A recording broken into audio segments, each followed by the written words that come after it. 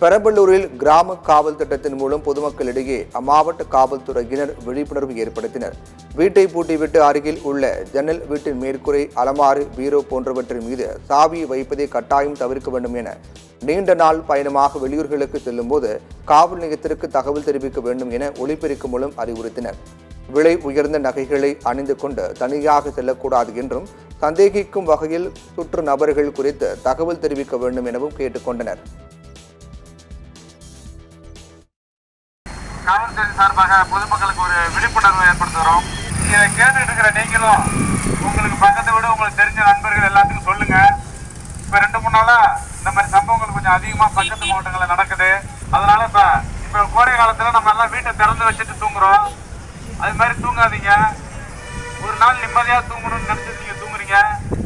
அது ஏதாவது நம்ம விலை மதிக்க முடியாத பொருட்களை அவங்க கொள்ளையடிச்சிட்டு போகும்போது நம்ம எவ்வளோ கஷ்டப்படுறோங்கிறது அவனுக்கு தெரியாது, நம்மளுக்கு தான் தெரியும்.